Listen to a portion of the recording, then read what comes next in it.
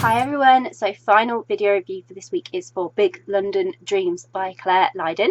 If you want to check out my review, I have just posted that, so if you are on YouTube there's a link in the description below, and if you are on Facebook or on my blog then there is a link within the post.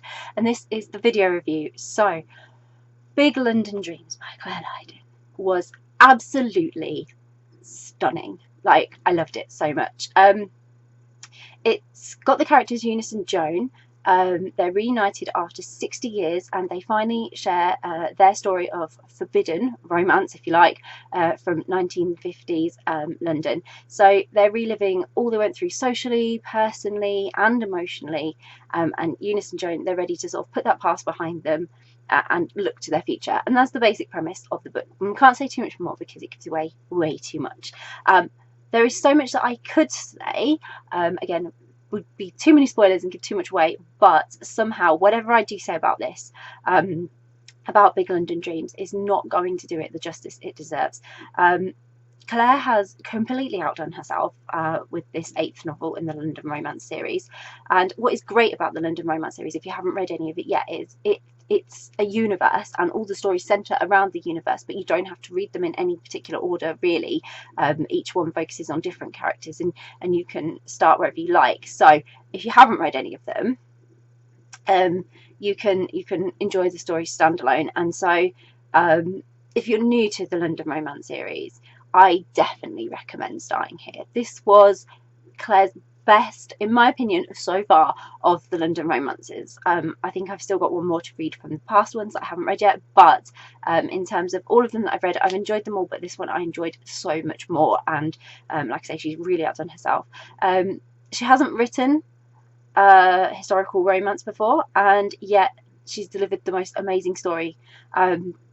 Eunice and Joan's story, it just elicited such emotions from me, and although it's set in the 1950s and I was not around in the 1950s, it's one of those eras that is just wonderful when you do get to experience it through sort of media. So Clare's bringing it alive again for you, and a lot of what was being covered in the book, although it isn't as obvious today, is still relatable. Some people are still struggling with the issues that both Joan and Eunice face in their story. So family and social pressures, questioning their feelings, thoughts, sexuality, all that still exists. It's just a different time frame, and the way Clare's explored it is really exciting. But there's just so much covered, and it's all handled with the utmost sensitivity and accuracy, I think. You can tell Clare has put a lot of effort into researching this and getting it right. And I know she's put a lot of research and effort into this, and it really, really shows. But I just adore this style of writing from Clare, and I hope she's going to write more stories like Joan and Eunice's, because she's done a fantastic job with this one. I got absolutely carried away, and right there in the moment I was able to picture everything in this story. So I could see London as I was describing it from the 50s, to the wonderful fashions that she was painting a picture of, to the food, everything. I could just visualize it perfectly, and I felt really, really immersed, sort of like with all my senses and emotions and everything in Joan and Eunice's wonderful memories that they were sharing. And I felt all those emotions when they were sort of heartbreaking and challenging moments they were sharing and everything. I just felt so connected to these characters, and I know their story is going to stay with me because it's one of those stories you just can't really forget about. It's going to play in my head, and I'm just going to be so excited to read it again and again and again in the future. It's just one of those stories. But I have to say, I really, really do think that Big London Dreams has taken my favourite spot when it comes to Clare's stories. I've read loads of Clare's stories, and I always thought I would have the one favourite forever, and now she's written Big London Dreams and I'm like, yeah, no, this is going to take the #1 spot for now. I absolutely love it, and I hope you are going to love it too. It was magical in so many ways. It was so magical, and I really, really couldn't put it down. I was addicted to it. I had to read every second of it. I just wanted to know what was going to happen, and to be so connected in that moment and feel everything. It's an experience you have to have by reading the book yourself.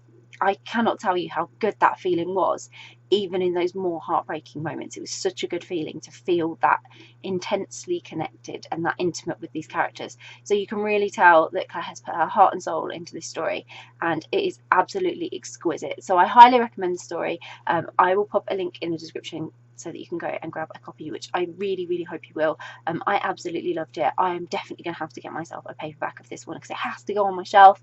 I absolutely love it and couldn't put it down. Hope you will experience exactly the same when you read it.